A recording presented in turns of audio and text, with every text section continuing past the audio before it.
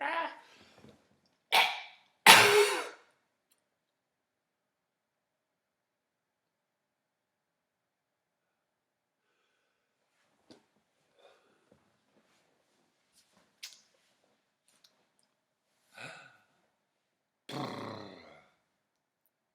guys, we did it. We really did it this time. This is the thrilling conclusion of our How to Be Alone series.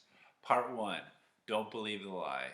You are not actually alone. We are deeply connected spiritually and even physically, as we've seen how this virus spreads. As human beings, we are deeply connected. But even though we are not alone, you still might be by yourself, which happens, and it's hard. So then, what do we do? Well, part 2, you learn to like yourself, right? God made you special. He wanted you to be the way that you are. So, do you like yourself? And can you learn to like yourself? And then part 3. Part 3, give your life some structure. God established the universe, the world, with different rhythms and structures. And we give ourselves artificial structures to help us get through days, weeks, months, years. And sometimes it feels like those get stripped away from us. So give yourself back some structure so your day and your time has meaning. So, what are we going to talk about in part 4? Well, part 4, to help you get out of your own head, right? To give you a, a purpose, a why, a reason to be, right? The best thing that I've found to help you get out of your own head is to do something for someone else. Do something for someone else. Service. So, part 4 is all about how we can serve other people. Now, you guys are honestly some of the most creative people I've ever met. And so I know you can be good at this, right? I know we have lots of restrictions on who we can be around and where we can be, but I know you guys can come up with creative ideas to serve other people. Some of you have already been doing this, right? Some of you made an Instagram page full of art ideas for the kids in our church to participate in and keep them busy. What a great idea to serve other people. Now, I know I'm a weirdo. One of my things that I love doing to serve is just picking up trash. And I know that we're extra worried about germs and viruses now, so maybe you need to wear gloves when you pick up trash. But when you go on your walk, just keep your eyes open for trash. And you don't even have to get a ton, just get some. Pick up some trash, right? I love it because you're helping to clean. That trash is not going to go somewhere else and make something else nasty. And there's not even like a face on who you're serving, right? You're serving an area, you're serving a neighborhood, you're serving nature. You're just doing something where you don't necessarily even need that feedback of like, you helped me, thank you so much. Picking up trash. You can write a letter to someone. You can make something for someone. You can send nice messages to people. You can check in on people. You can call your grandma. She might be extra lonely. There are so many different things you can do, right?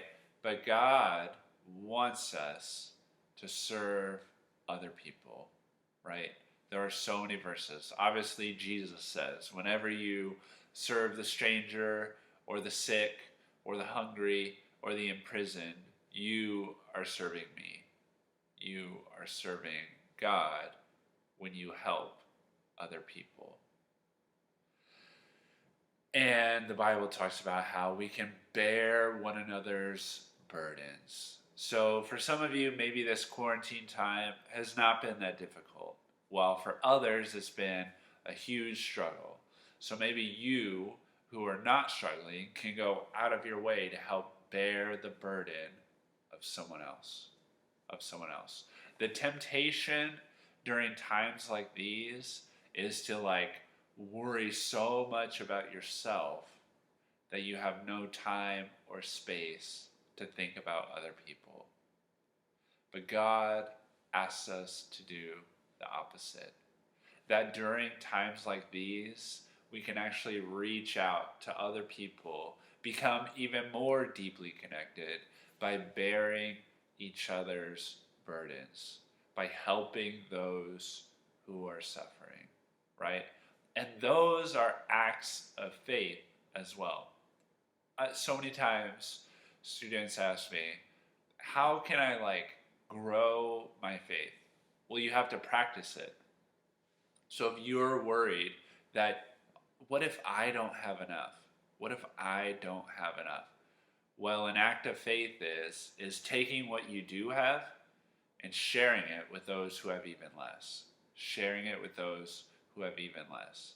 That's an act of faith because you're saying, God, I trust you that what you've given me will not only be enough for me, but that I even have enough that I can share with other people, with those who have less. That's an act of faith, right? And that's bearing each other's burdens.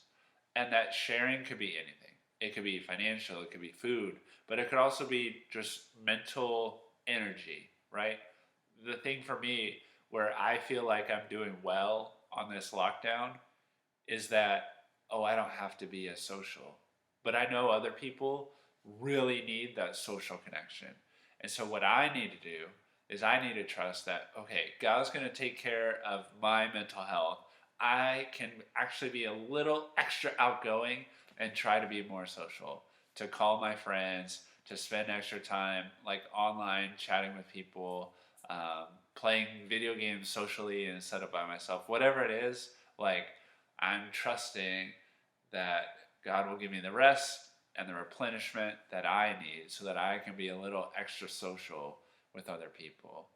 Um, so, part 4, do something for someone else. Spend your time alone doing something for someone else. I'm not saying that this quarantine is a good thing. I know it's been extra difficult. But people often wonder, why do these types of things happen? Why does God allow these things to happen? And I'm not saying He's allowing this to happen, but I'm saying this is an opportunity to practice so many things of the things we talk about at youth group, about spiritually growing. Times of hardship is when you grow spiritually, right? Think about in this one series, How to Be Alone, we've encapsulated so much that we talk about at youth group, right? We've talked about healthy relationships, right? Because if you spend the time loving yourself, then you're not as desperate for affirmation from others, right? And you can be more choosy in choosing healthy, good relationships, right? We've talked about how we are deeply connected to each other. Awkward word time. In our sex series, we talked about that quote where like we wake up to find that we are like a branch broken off from the tree, right? That's what we feel like, spiritually broken and separated. But the truth is, God has deeply connected all of us to each other and to Himself. Talked about serving other people, right? How many different series and events have we done to try to put like a servant's heart in ourselves, that we look outwards towards other people, that we look outwards towards other people. And we talked about the rhythms and structure. We did a whole year talking about rhythms, right? All of this has been like interwoven and mixed in into this time, because times of hardship is when spiritually we grow. It can be very easy to hear a lesson during youth group, but if you're not struggling or suffering, to forget it because you feel like, well, I don't really need that right now. My life's kind of going well. And maybe that's even your attitude towards God. Well, things are going pretty well. I don't really need Him right now. But during times of hardship, when we're humbled, when we're brought to our knees, those are the times where we look up and we ask for help and we can grow spiritually. So I hope, honestly, that you can put some of these things into practice so that when this is over, you have these like spiritual tools in your tool belt that you can go back to the next time something is hard or difficult. Um, so that's it. We'll see what comes next as far as series. Maybe we'll do a few more just little random ones and then we'll jump into another series. But I hope you are having a good week.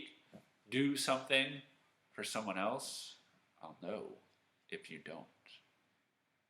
And I'll talk to you next time. Bye bye.